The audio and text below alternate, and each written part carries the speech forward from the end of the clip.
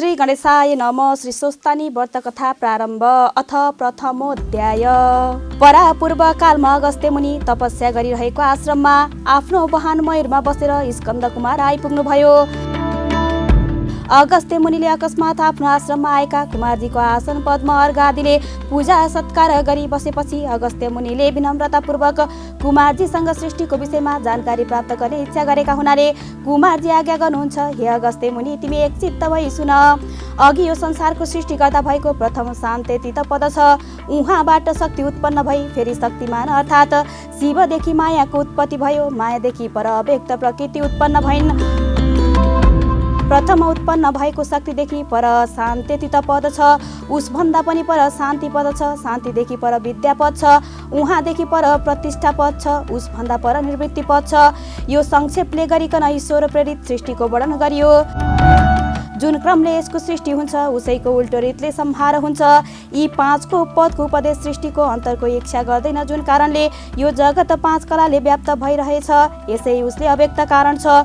So आत्मादेखि अधिष्ठित हुन्छ। महापददेखि विशेष पदसम्म उत्पत्ति हुन्छ, किन्तु त्यसमा अव्यक्त र जीवको कर्तृत्व छैन। प्रकृति अचेत हुनाले र जीवात्मा अज्ञानी हुनाले प्रधान परमाणु आदि जो छन् सब अचेत छन्। बुद्धिमानहरूले बिना कारणले स्वयं आफै हुन सक्छ भनी भनेका छैनन्। हे मुनि, यसै कारणले कार्य जो छ हेतुयुक्त छ। यसै कारणले सर्वशक्तिमान सर्वज्ञ या अनादि पुरुष सदा ऐश्वर्य आदिले युक्त छन्। उनै जगतको महेश्वर हुन्। महत आदिको गन्त्र उनै सर्ववृत्तका शासनले सम्पूर्ण प्रवृत्त हुन्छ भनी सत्पुरुषलाई दृढ निश्चय छ। अल्पज्ञहरू त्यो पक्षको ग्रहण गर्न सक्दैनन्। जब कार्यको प्रारम्भ हुन्छ उहाँदेखि लिई जहाँसम्म प्रलयको अर्थात् संहारको बखत आउँछ त्यहाँसम्म ब्रह्माको 100 वर्ष व्यतीत हुन्छ। यही अव्यक्त जन्म ब्रह्माकाईको क्रम हो, जो त्यो ब्रह्माकाईको आधा भाग छ। त्यसैलाई परार्ध भनी भन्छन्। जब दुई परार्ध व्यतीत हुन्छ तब ब्रह्माको व्यतीत हुन्छ। अव्यक्त आत्मा कार्यलाई साथ लिए आत्मामा रहन्छ। तब यो जगत आत्मामा रही विकारले युक्त भई संहत भई जान्छ। तब यो प्रधान र पुरुष आफ्नो धर्म रही जान्छन्। तब तमाउ सत्तो यी दुई गुण पनि समान भइरहन्छन् र सर्वत्र रङ्गिन झैँ गरी व्याप्त भई फैलिन्छ। गुणको समान हुँदा तमोमय हुनाले यिनको अलग हुन सक्दैन। तब यी वायुले शान्त गराएको निश्चल जलका झैँ थाहा पाउन सकिँदैन। तब त्यस जगतको नजानिने बखत भई उनै महेश्वरी रातमा स्तुति गरी रात व्यतीत भएपछि ती प्रधान पुरुष यी दुवैलाई माया योगले परात्माले उसमा प्रविष्ट भई शोभित गराएर उहाँपछि प्राणीको उत्पत्ति गर्ने उद्देश्यले परमेष्टिको अज्ञानले त्यसै अव्यक्तदेखि सब सृष्टि हुन्छ। जुन परात्माको मायाका एक खण्डले यो सम्पूर्ण उत्तरोत्तर सृष्टि विचित्र मनोरथहरूको सहित भई समाप्त हुन्छ। ती परमात्मालाई त्यो मार्ग जान्नेहरू अधोपति पनि भन्छन्। उनै सकल प्राणीका विलक्षण परात्मालाई नमस्कार छ। हे मुनीश्वर, उहाँपछि प्रथम ईश्वरका आज्ञाले अधिष्ठित अव्यक्तबाट वृद्धिदेखि विशेषसम्म हुन्छ। क्रमैले विशेष तपका विकारबाट रुद्र, विष्णु र ब्रह्मा यी तीन देवता उत्पन्न भए। संसारमा कतै पनि नरोकिने भएकी उनकी शक्ति भइन्। उनको नाश हुनाले ज्ञान पनि अडिमादि सिद्ध सहित भई उत्पन्न। पालन र नाश यी तीन कण ती तीनवटाको भयो। कालान्तरमा फेरि पनि वृद्धि र मोहका निमित्त परमेश्वरले शक्ति प्रदान गरे। यी परस्पर उत्पन्न भई परस्पर शक्ति धारण पनि गर्दछन्। परस्पर स्थिर भई परस्पर शक्तिलाई बढाउँछन्। कहीँ ब्रह्मा, कहीँ विष्णु, कहीँ रुद्रको स्तुति हुन्छ। यसै उसैले उनको सामर्थ्य धेरै हुँदैन, किन्तु बराबर रहन्छ। यो पर, यो बढ्ता, यो कम भनी यस्तो अज्ञानीहरू बन्दछन्। तिनै राक्षस पिशाच हुन्छन्। तिनै ब्रह्माकाल रूप, पुरुष रूप, महेश्वर रूप, चतुर्व्यूह रूप तिनै गुणदेखि पर छन्। ती सर्वात्मक सर्वाधार शक्तिका उत्पत्ति कारण हुन्। लीलैले गरी जगतको सृष्टि गरी ईश्वरमा लीन भइरहेका छन्, जो परमेश्वर सबभन्दा पर छन्। तिनै सम्पूर्णका आधार सर्वात्मा सर्वमा रहेका छन्। यसै कारणले महेश्वर, प्रकृति, पुरुष, ब्रह्मा, विष्णु, रुद्र शिवात्मक हुन्। प्रधानदेखि पहिले वृद्धि ख्याता महतत्व उत्पन्न भएर महतत्वको क्षोभले सात्विक, राजसिक र तामसिक तीन प्रकारका अहङ्कार उत्पन्न भए। तामस र अहङ्कारबाट पञ्चमहाभूत र तन्त्र मात्र उत्पन्न भए। त्यस्तै इन्द्रिय पनि अहङ्कारको विकार हुनाले राजस अहङ्कारबाट उत्पन्न भए। सो इन्द्रिय दुई प्रकारका छन्, 5 ज्ञानेन्द्रिय र 5 कर्मेन्द्रिय, जम्मा 10 भए।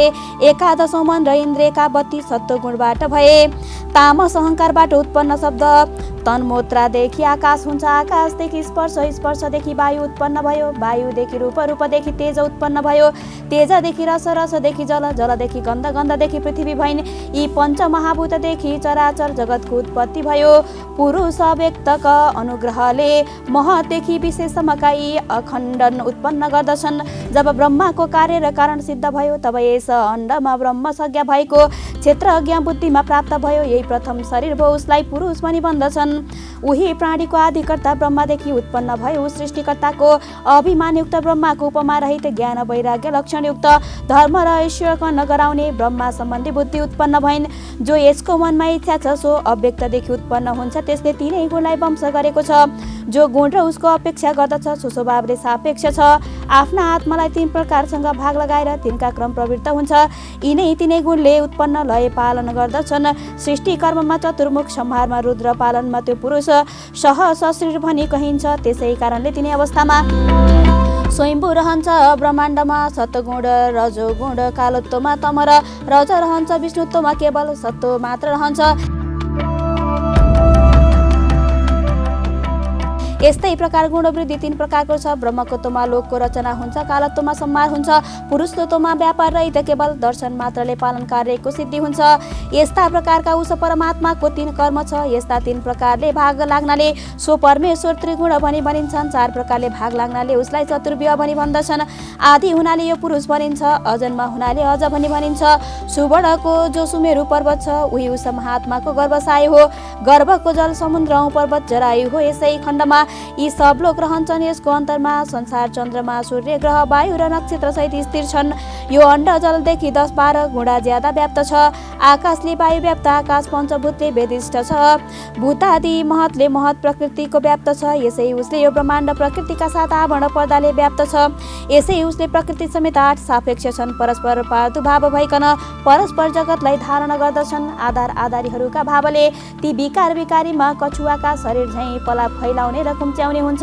यही व्यक्त प्रकट सम्पूर्ण विकारलाई उत्पन्न गरी पछि संहार पनि गर्दछ। यो सब जगत पूर्वोक्त क्रमले उत्पन्न भई अव्यक्तबाट प्रकट हुन्छ। यस्तै प्रलय कालमा उल्टा गुणको पनि सम र विषम उत्पन्न हुन्छ। गुणको साम्यलय विष मातामा सृष्टि हुन्छ। यही ब्रह्माको कारणले ब्रह्माण्ड हुन्छ। ब्रह्मको क्षेत्र हुनाले यसलाई ब्रह्म क्षेत्र भनिन्छ। यस्तै प्रकारले यस्तै कोट्यौं अण्डले सर्वगत हुनाले प्रधान तल बिचमा र माथि स्थित छ। उन स्थानमा ब्रह्मा, विष्णु र रुद्र स्थित छन्। प्रधानबाट रचना भई शम्भुका सन्निधिमा प्राप्त भई जगत रचना गर्दछ। उसै व्यक्तबाट अव्यक्त सँगैको अण्ड उत्पन्न भएको हो। अण्डबाट ब्रह्मा उत्पन्न भए जसले सम्पूर्ण जगत सृष्टि गर्यो। सो जीवनको आवड विच्छेदपूर्वक मैले वर्णन गरेँ। अन्य कालमा अत्यान्तिक प्रलय हुन्छ। यो सब चेष्टा परमेश्वरको लीला मात्र हो। जो कि अप्रेम्य कारण ब्रह्मा छ। प्रधान प्रकृतिदेखि प्रादुर्भाव भएको छ। त्यो आदि मध्य र अन्त्यप्रिय बलवान शुल्क रक्तवर्ण पुरुषले युक्त छ। रजको वृद्धि हुनाले लोकका सन्ततिको वृद्धिको कारण छ। सृष्टिका आदिकालमा 8 विकारलाई कारण उत्पन्न गरी अन्त्यकालमा गुप्त गर्दछ। प्रकृतिले स्थापित कारणको जहाँ तक स्थिति छ फेरि प्रवृत्ति पनि छ। त्यो सबै शिव प्रकृति काल ऐश्वर्य जान्नु जो महेश्वरको केवल संकल्प मात्रैले उत्पन्न हुन्छ। हे मुनिवर, गयाका आयुको जो काल वर्णन गरियो त्यसलाई अपरार्थ हो भनी भनिन्छ। उत्ति नै ब्रह्माको अर्को समय छ। उसको अन्त्यमा संहार हुन्छ। उस आदि जन्म ब्रह्माको दिनमा 14 मनु व्यतीत हुन्छन्। अनादि अनन्त जाने नसक्ने हुनाले सम्पूर्ण कल्पको वर्णन गर्न कसैको पनि सामर्थ्य छैन। जो पहिले वर्णन गरियो उनै मध्ये म एक कल्पको वर्णन गर्दछु। भिन्न भिन्न वर्णन गर्नाले फल के छ यसै उसले पृथक पृथक भन्दिन। जो अनेक समयका अनेक कोट्यौं कल्प छन् उसमध्ये जो पद्मकल्प छ उसैको अब म दोस्रो अध्यायमा वर्णन गर्दछु। इति श्री स्कन्द पुराणे केदारखण्डे माघ महात्म्य कुमार अगस्त्य संवादे श्री स्वस्तानी परमेश्वरा व्रत कथाया सृष्टिक्रम वर्णन नाम प्रथम अध्याय।